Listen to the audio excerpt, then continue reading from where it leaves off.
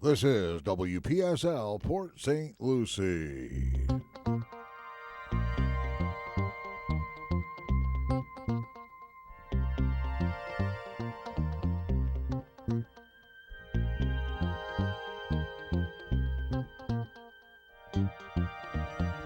The views expressed on the following program do not necessarily reflect those of WPSL. However, you're encouraged to like and share them on Facebook. It's time now for the African American scene with your host, Rudy Howard. What number are you on? You're on 4, aren't you? There you go. Good morning. Good evening. Good evening. Always glad to be with you here on a Wednesday night. I'll tell you, got a couple topics for you. Number one, do you think President Trump should turn over the reins to President-elect Biden, who will be President Biden? Should he do it?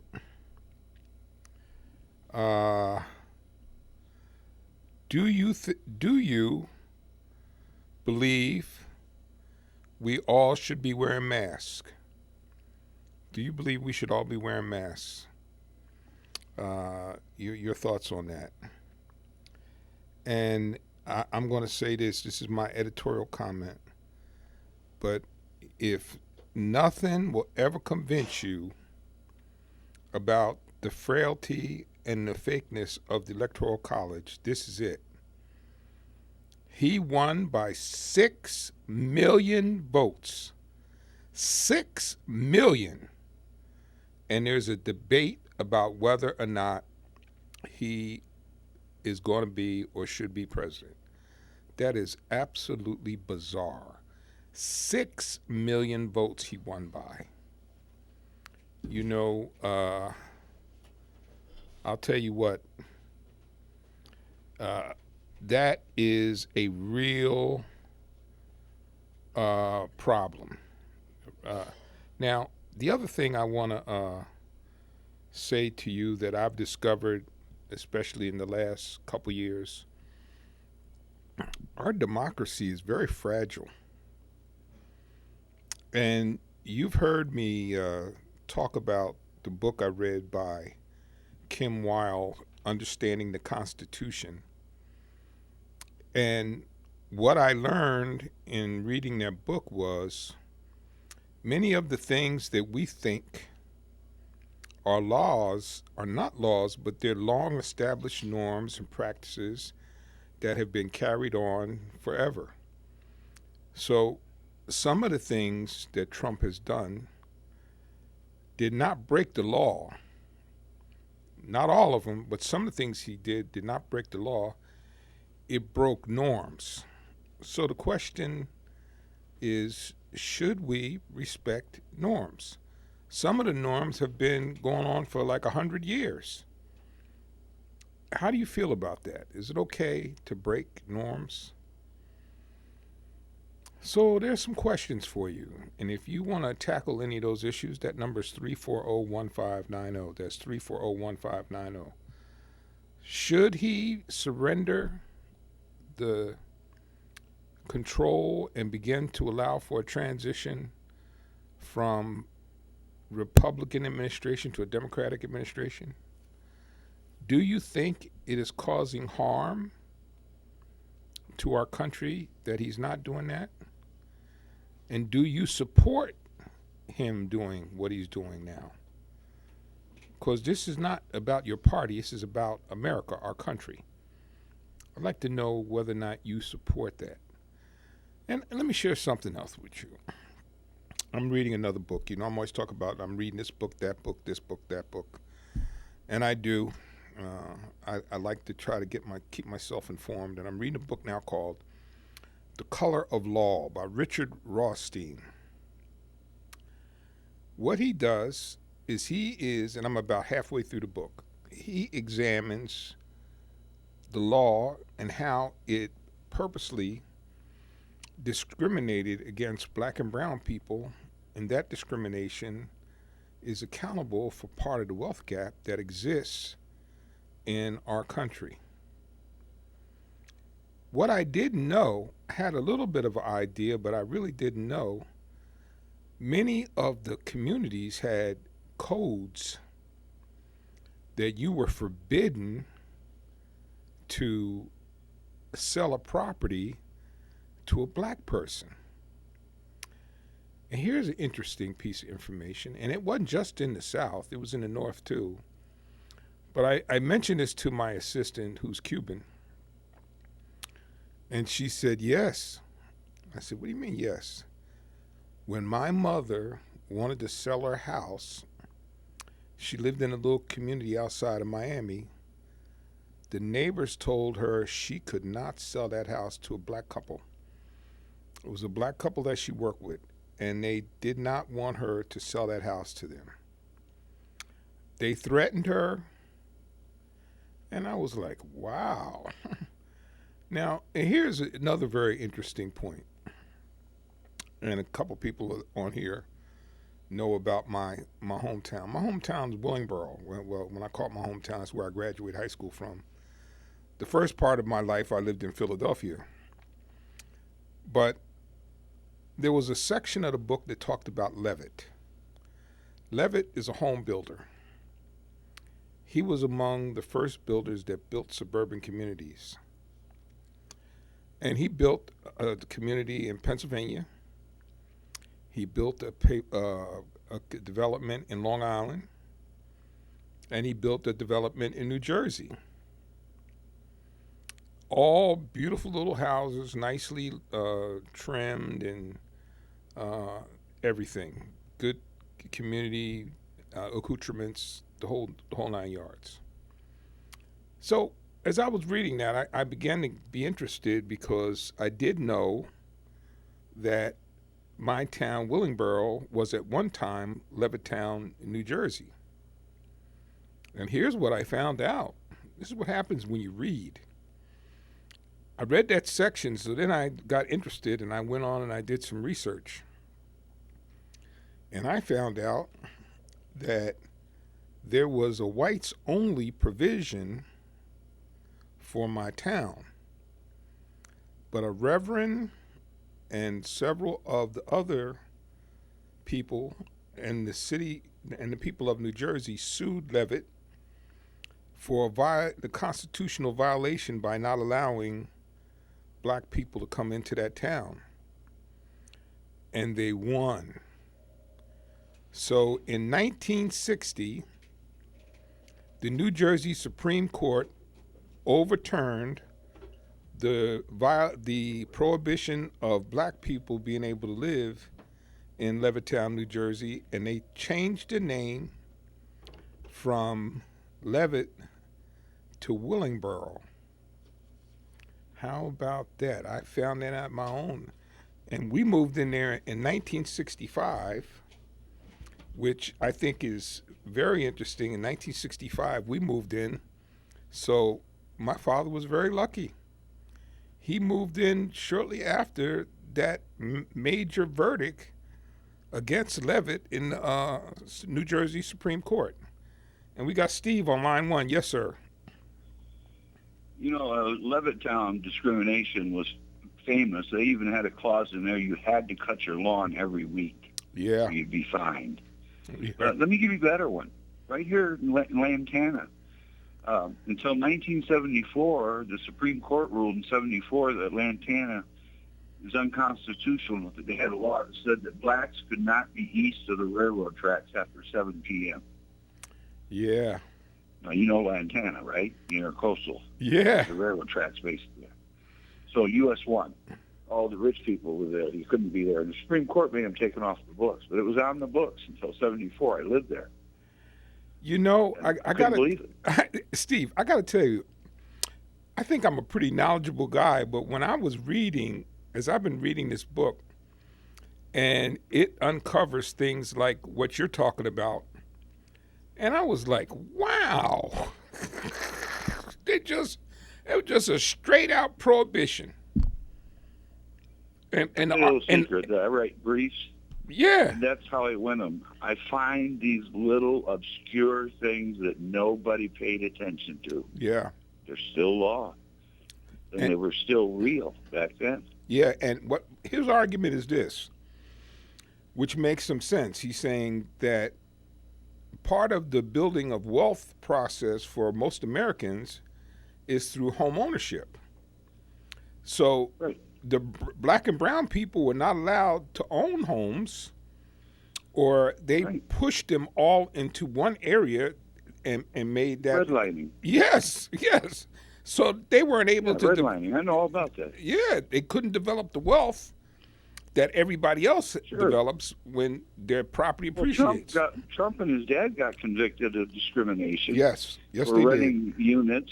White people they'd send to Building A, and everybody else went to Building B. Yep. Building B was not as good as Building A. Yep. It was all based on race. That's the president doing it. Yeah. Oh, yeah. Well, that's a whole nother story. You know? Well, it's like my friend says. Trump just took his hood off for a couple of years so people wouldn't know him. Yep. Anyway,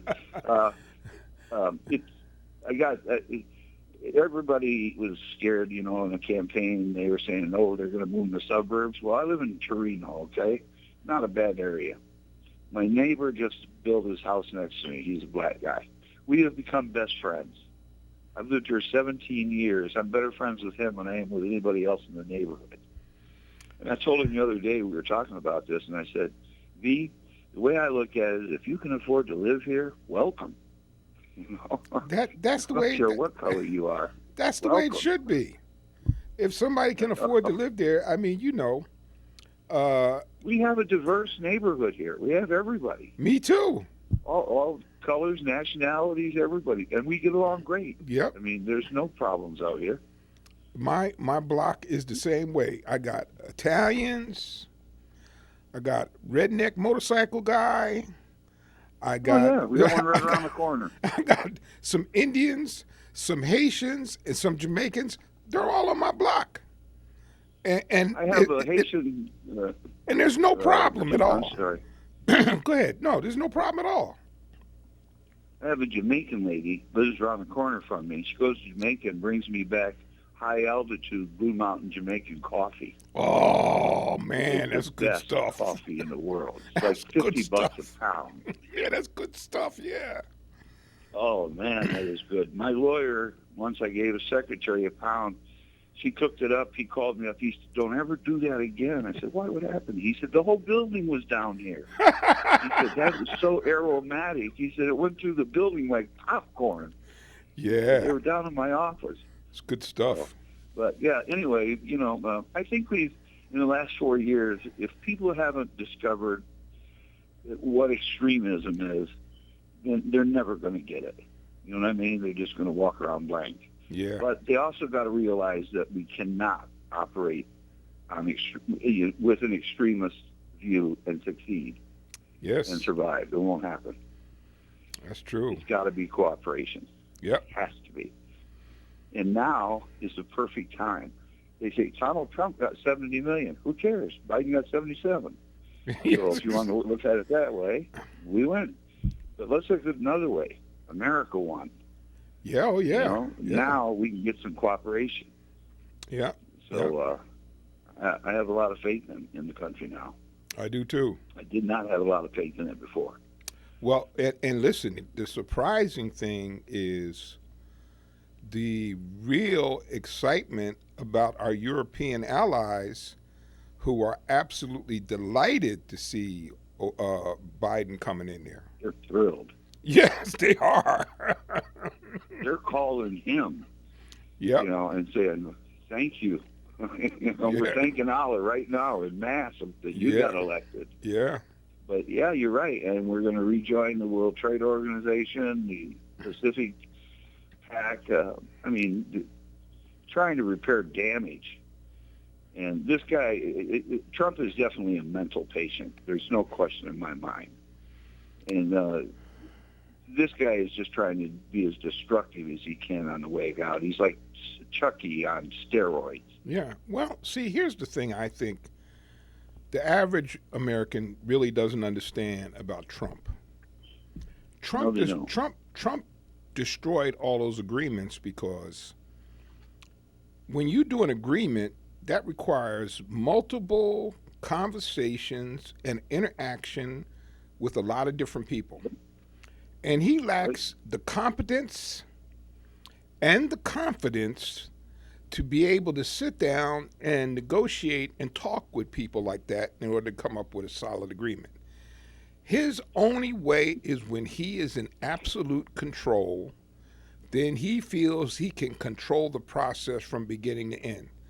Well, I get that, but this is a world, and we are part of the world, and we have to work in collaboration with our allies in other countries. Exactly. I've worked on or for some pretty big companies and various projects. And one thing I learned was in the board meetings, the loudmouths, don't listen to them. Listen to the quiet guys. Yep. Because they're the ones that are confident, they got the plan, and they know it's going to work. The loudmouth is like the con man on the carnival barker, trying to get you to throw rings at a bottle. Yep. So it's that way. We're doing it right now in Port St. Lucie. They want to develop the Civic Center down there into downtown, 1 mile from the edge of the east side of town. When everything is moving west 20, 30 miles, they're going to invest hundreds of millions of dollars. I really hate to say that, but are they going to go through with that? That was smoking. That was a discussion maybe 10, 15 years ago, and they're back to that again? The mayor just brought it back up. He wants to buy up all those parcels. There's $47 million in taxes owed. He wants to finagle it so the taxpayer's going to get stuck with that. Like we got stuck with that new line on the tax bill for the next 47 years. Yeah. To pay off all his bad investments in tradition. They want to do a similar thing there. The taxpayer gets stung on this. And the developer, again, walks away with all the money. The city says, we get tax money. Well, we're not getting any tax money off the $500 million we lost. Yeah. So people better wake up, or their tax bills are going to be astronomical. Let me ask you this. Would you drive all the way over to the city center if they built a downtown, which would be another strip center with that much land? You're not going to build it downtown. You're going to build a thing like they got in Tradition, that village square. Would you drive all the way over there? I would. Probably not, because you know what? Out west, we got St. Lucie West. That little development in there is awfully nice. There's lots of stores there, and I hope some of them are not going to make it. But that's where I live. I live in the Trino section of St. Lucie West. Yeah, so that's pretty nice, and that's a really nice little development area there, and you can kind of. If we want something bigger, all we got to do is go down the road to Tradition. Yes, that's right. They got Macy's and everybody in there. Yeah. So why would we go all the way to the east side? Makes no sense. The only thing that I can see it and thinking like the mayor might think is he's trying to find a nice attraction for the people that live east of the US 1. Well, east of 95, basically. Yeah. Because we're the ones who put all the money in for west of 95. Yeah. I've been down here 46 years, so I kind of know the basic players. Yeah. Well, thank you, my friend, always. Okay, you take care. All right, Stay you healthy. too. Okay. Bye-bye. Another thing I want to throw out here. What is your plans for Thanksgiving? Would you like to share that with me? What's your plans for Thanksgiving? Are you going to have your little family get together? I know Brenda and I have discussed it back and forth. And we're probably going to have just a few people. I have a nice little patio in the back, so we can sit our food out there and everybody can be outside and we can eat on the porch, provided it doesn't rain, because it seems like it rains every other day now. But that's pretty much what we're going to do. We're going to limit it. And I was talking to my son, and he told me he was inviting some friends from West Palm Beach to come to the house to celebrate with him and his missus and the kids. And I said, son, you know I love you, but you can't come to my house because you got those people coming. I don't know them, I know they might be good people, but just not a risk I'm willing to take right now. And I'm kind of feeling strongly about that because it looks like we're actually might come out of this with the vaccine that's coming. But believe me, and I want you to listen to me very carefully when I tell you this. This is not going to be flash overnight. Everybody's going to have a vaccine. Far more complicated than that. And I think therein lies the danger of what Trump is doing right now, which is acting like a petulant child.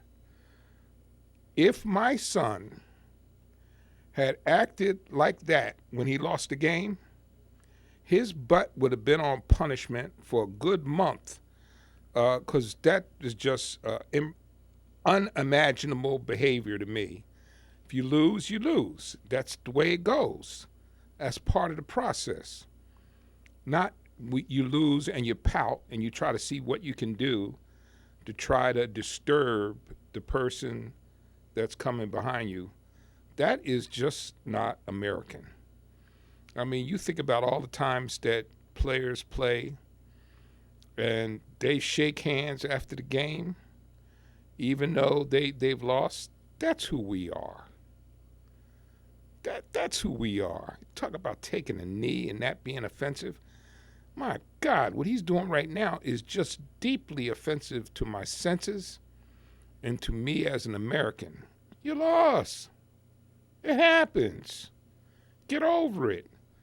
We had to get over it. When Hillary lost, even though she had 3 million more votes than you, we had to deal with it. So, but I'm wondering, do you think in your mind that he should begin to surrender control and assist in the transition to a new president? Do you think that's proper? I know. I think that's American. I think that's who we are. I think that we have seen presidents lose or at the end of their term and be very gracious in trying to help the new leader transition into their position. So what's different now? I don't know. Does it bother you? Is anybody else out there troubled by what we're doing beside me? Because I think what we're doing right now is very disturbing to me, and it's setting a very bad precedent. And what it does is it fuels the fire for wanting to do a payback. And we have to find a way to end the tribalism and the going back and forth. But you can't do it if you constantly, I mean, I like to use, if somebody punches you in the nose, and they've done it more than once, I don't care what size you are eventually going to punch back. Because, I mean, that's just, I think that's nature.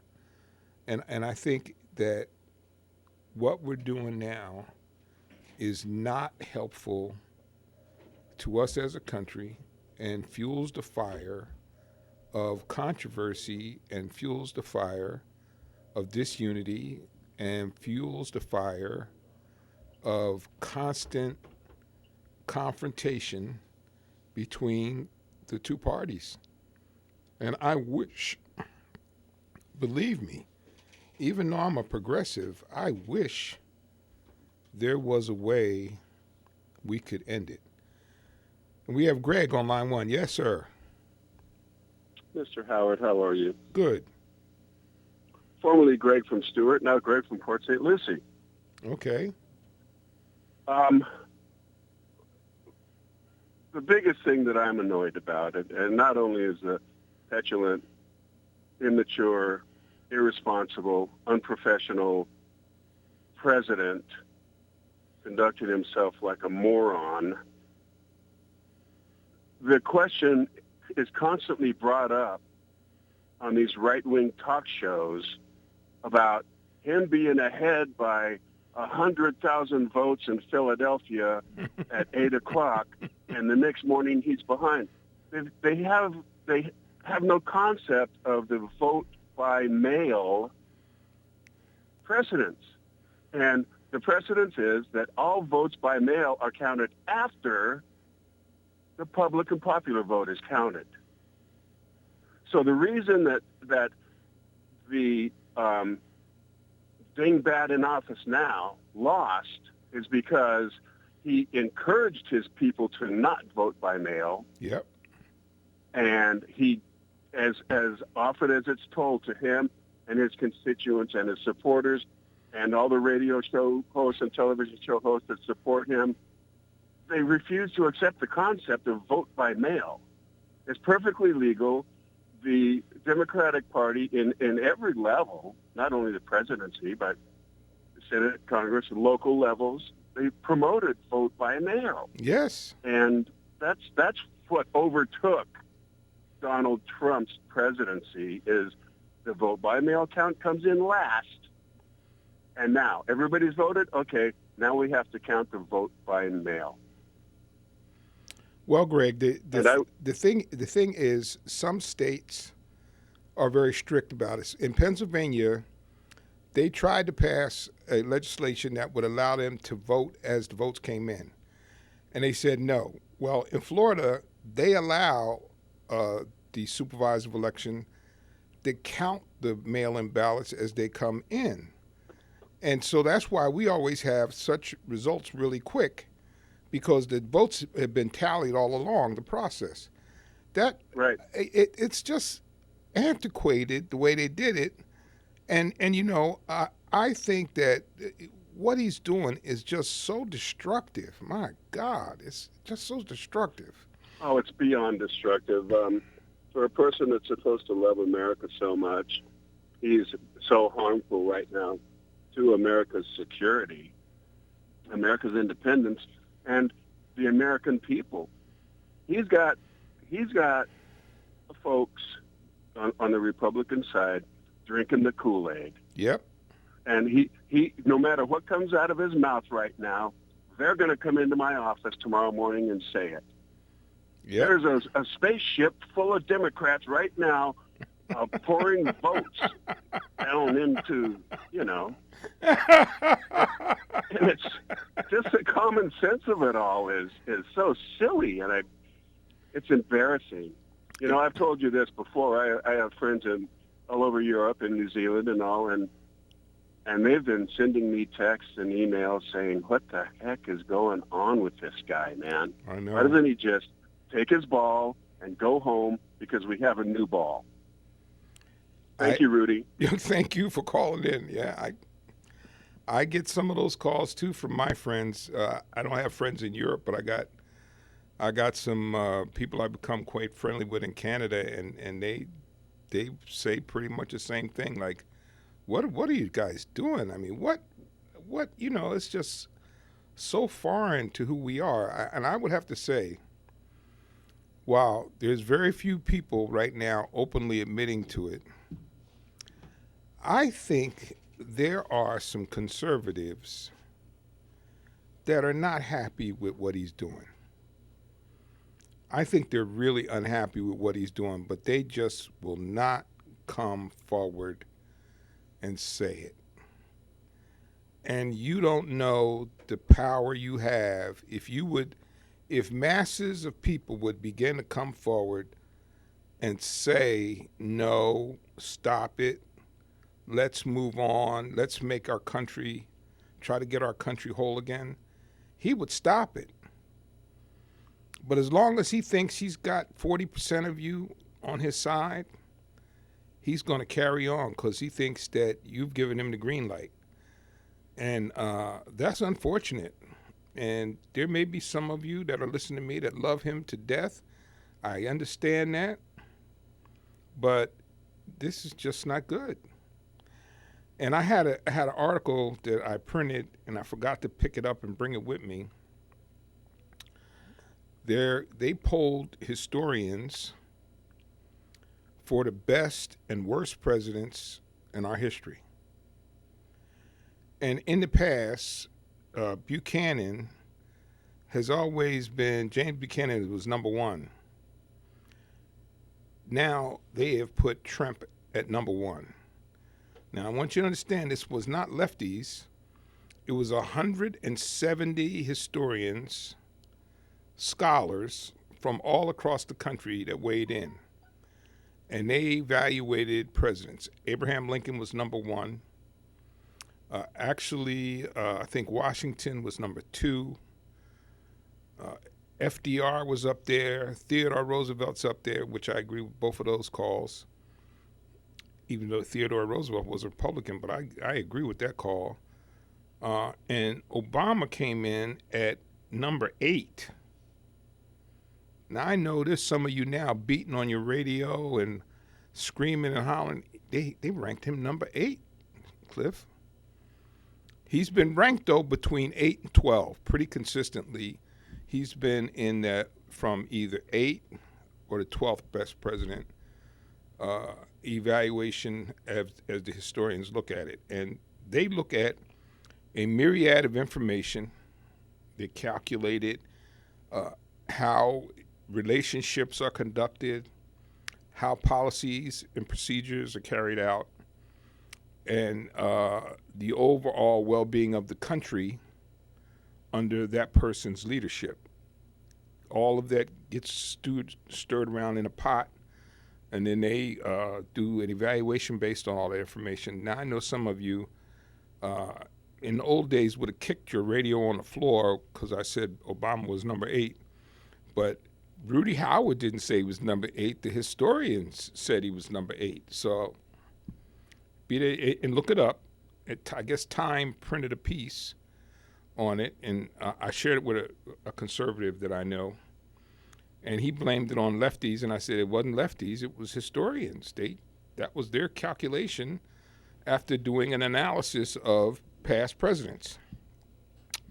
So, but you still can love him all you want. It's like my Philadelphia Eagles. I'm going to be a Philadelphia Eagles fan till God comes and takes me and puts me in the ground. And when they're playing bad, I don't desert them. I stay with them. So maybe that's your point. Playing bad, you're still going to stay with them. I get that. But can I get you to mix a little bit of the country in there with your loyalty to your Trump? Can you stir a little bit of that in there for me? Because I think that might help, because I think you guys really have the power to make him stop. If he heard from enough of you that what he's doing is unacceptable, I truly believe he would move on. Now, he has to move on anyway, and I think part of it, and some of you are going to really disagree with me, I think part of it is he's fearful that he's going to be indicted sometime shortly after he leaves office, because had he been able to get another 4 years, the statute would have ran on a couple of the items that they're pursuing him on. But since he didn't get reelected, the statute's going to be not an issue. And if you recall, just so you know, I'm not just making this up, in the indictment of Michael Cohen, they referred to an individual one as a party to that action. Well, you know, individual one was the president. So, and this is not conspiracy theory. This is not me making something up out of the sky. If you go do a Google search, you'll find out that there was an individual one that was involved in the suit that ultimately sent Michael Cohen to jail. That's fact. an individual one, everybody has stated, I don't have firsthand knowledge, but everyone has said that that was President Trump because the action was not pursued at that time because he's the president. So he's got a lot to worry about. And I think the other thing that is an issue for him, that Trump brand name was gold for a long, long time. And I think that brand name Trump has taken a bit of a hit to some of his properties and people wanting to use some of his properties. So, but anyway, I'm still waiting to see, what are you going to do for Thanksgiving? What do you think we should do about masks? Should we all have to wear masks? Is that too much? Are we overdoing it? Is it kind of crazy that you'd have Thanksgiving and not have that big family around with a giant turkey and all kinds of food? Is that out of bounds? Your thoughts. 340-1590. That's 340-1590. Just wondering what you think. I'm especially very interested to know what you think about this pandemic.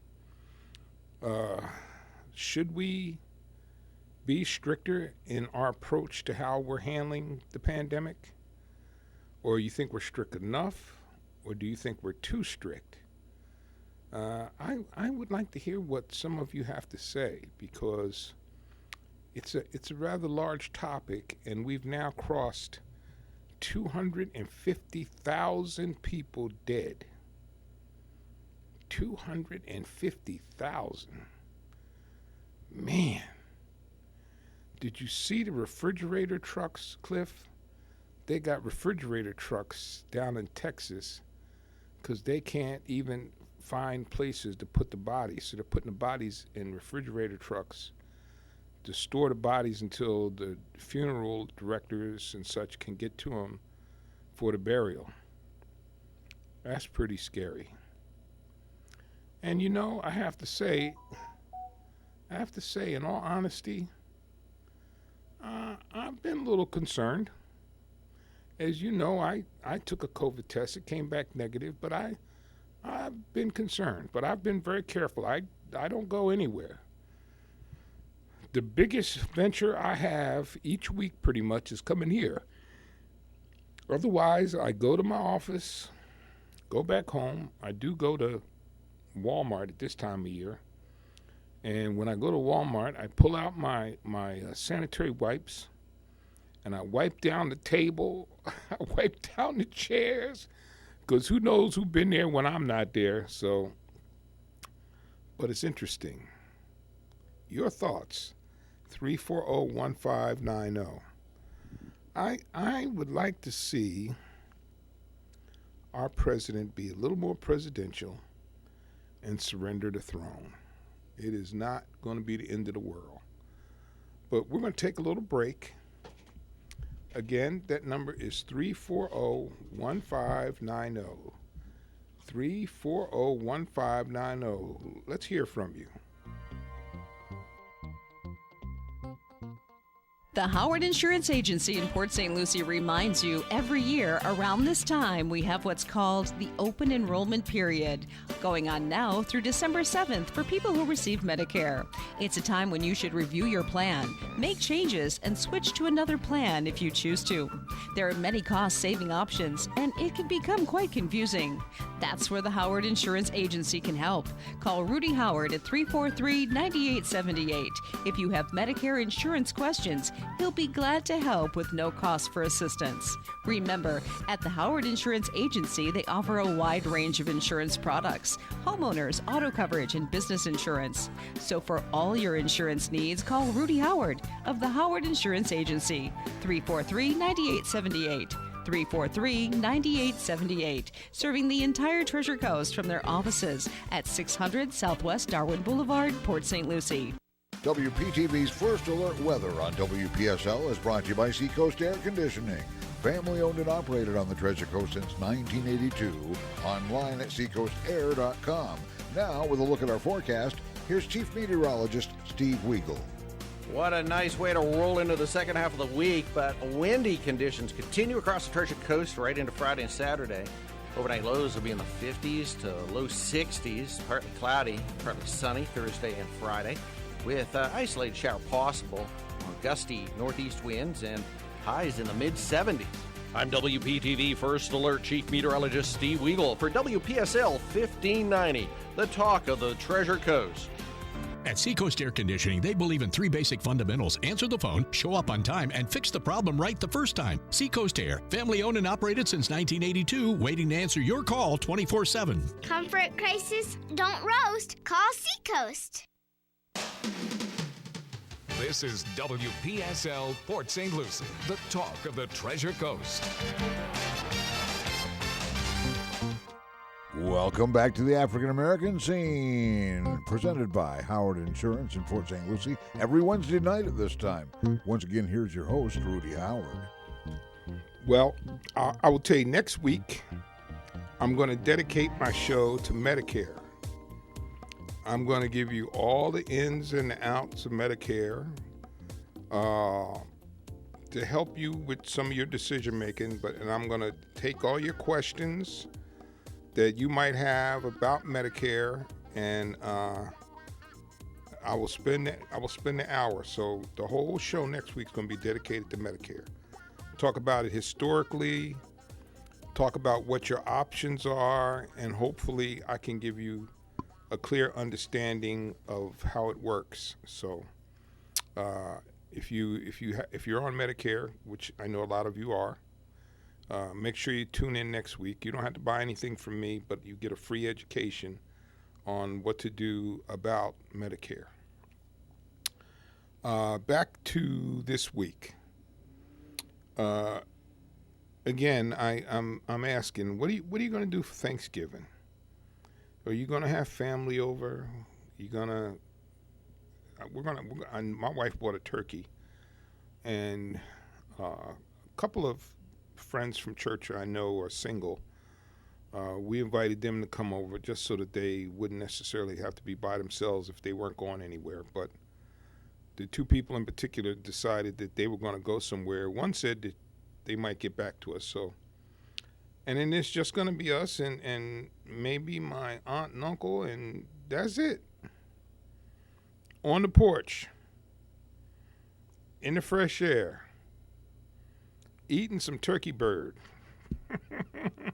And then probably later on laying down and getting a nap. And let us not forget the pies. Yes, exactly, yeah. And you know, I got to tell you truthfully, I don't have a hankering for it often, but I've recently got a hankering for a pecan pie. You like pecan pie? Yeah, I also like the mincemeat pie. You do? Yeah, it's been years since I've...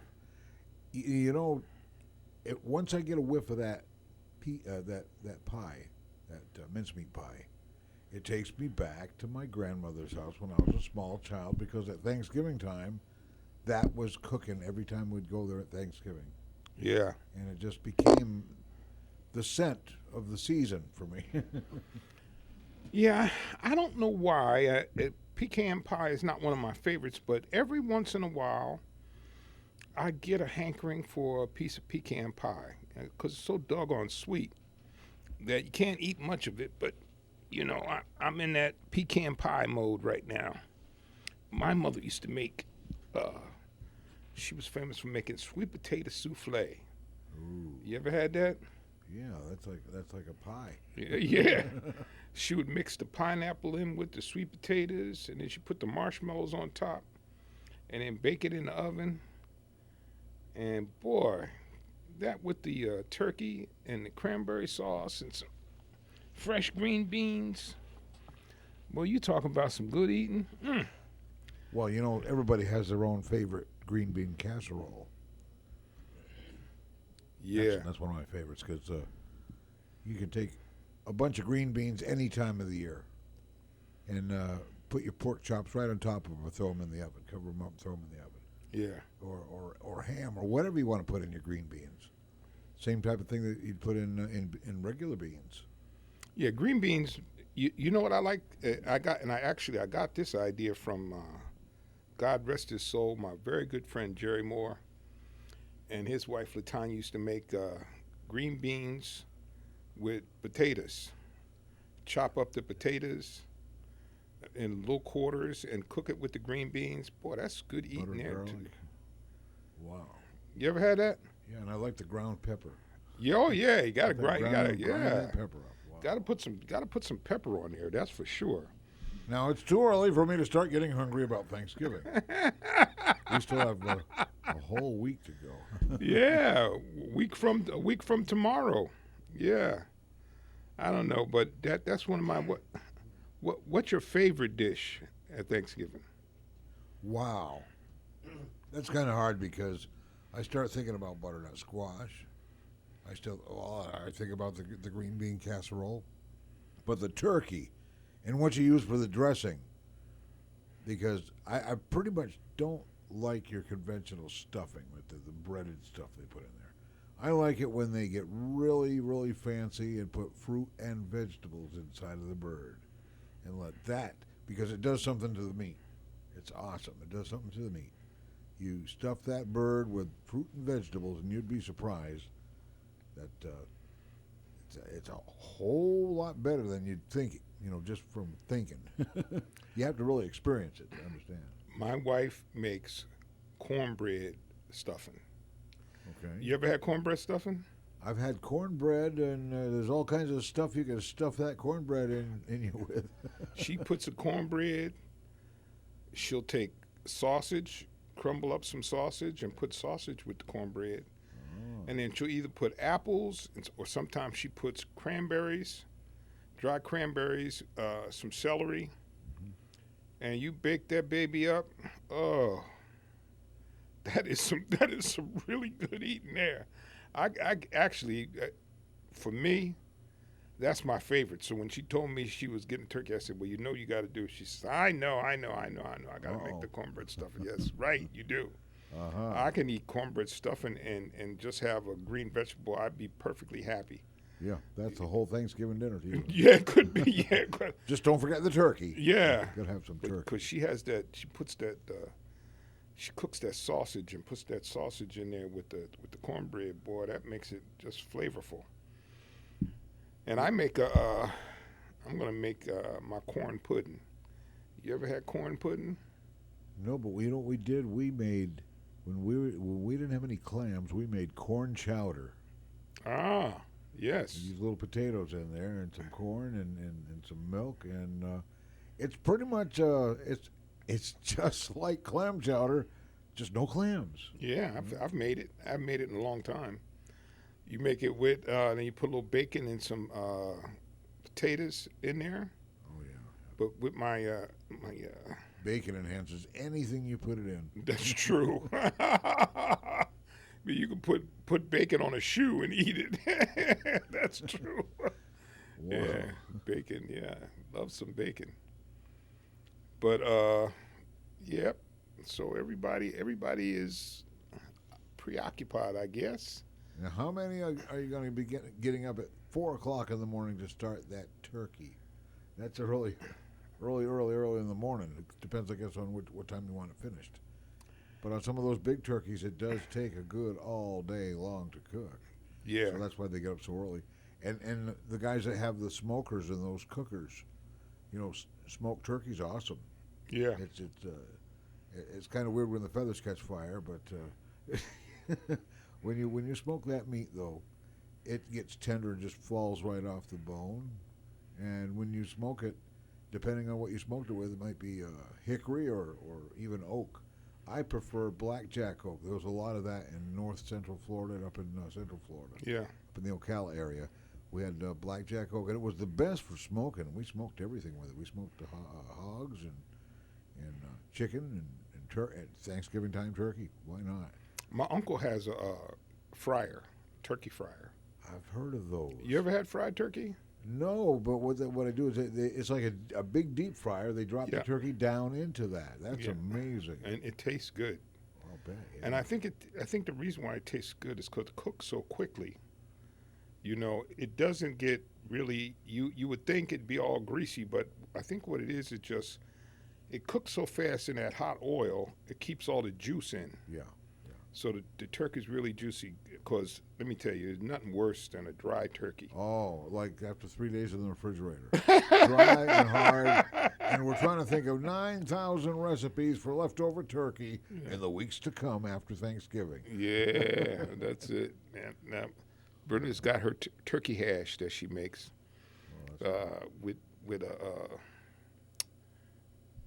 she uses the what do you call that stuff? Anyway, she makes it with vegetables and put it over rice. But that's after a few days because you know you gotta pick on that turkey for. You're talking about the giblets, are you? No, she does that sometimes. I'm not a big giblet guy. Oh, I've always loved them. You like them? Oh yeah, because if I'm going to eat any kind of a breaded stuffing, it's got to have the giblets in it. I just happen to like it. Besides, I could take a neck bone and pick it dry, neck bones. Yeah. And I knew an old toothless woman that showed me how to do that. She could clean a chicken bone. Yeah. But and there'd be nothing but bone pieces left. It's amazing what some people can do. But hey, if you enjoy eating, Thanksgiving is probably one of your favorite holidays. Oh yeah, it is. I enjoy it. I mean, I'll venture to guess that's probably one of the most popular holidays. The memories I have of Thanksgiving, like you, I can go all the way back to my grandmother. My grandmother, God rest her soul, she was tenacious on getting everybody together. She didn't care if y'all had a fight. She didn't care if y'all weren't speaking to each other.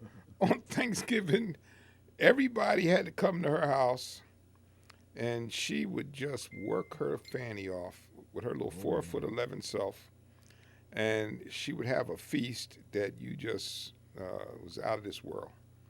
So, but that's a good memory I have. Well, that's one of the good things about all the holidays. They create good memories that you keep your whole life. Yeah, oh yeah, man. That's why as we grow up, the way we interact with people, it all comes from what we've done ever since we were kids. And holidays is one of those wonderful things that bring us all together, you know. Yeah, I know my uncle's probably listening, and that was his mom that I'm talking about. And I can remember him when he was a young buck. He's sitting there, like myself when I was a little guy. But anyway, that was wonderful. So, listen, reminder, next Wednesday will be the day before Thanksgiving. And I'm dedicating that time to talk to you about Medicare. So remember, I'm going to talk all about it from beginning to end, answer all your questions. So write down all the questions that you think you might have about your need for Medicare, and I should be able to answer them. And remember, it's not a debate about Medicare. It's information from an insurance man. Right. Just in case anybody had any problems with why is Rudy Howard talking about Medicare? Well, because he's an insurance guy, and he's real good at it, you know. And you might learn something if you're not careful on this show. Yeah. Wow. And don't forget that book I was telling you about. You might want to look at it. It'll give you some interesting information called The Color of Law by Richard Rothstein. The Color of Law. Yeah. Wow. But anyway, thank you. Stay safe. God bless. And I will see you next week right here on Wednesday for the African American Scene. And remember, archives of this show are on YouTube under WPSL TV, so have a good one. The African American Scene with Rudy Howard, Wednesday evenings in the 6 p.m. hour, right here. And in case you're just wondering, this is WPSL, Port St. Lucie, the talk of the Treasure Coast on Google Home, Alexa, and the TuneIn app on your smartphone.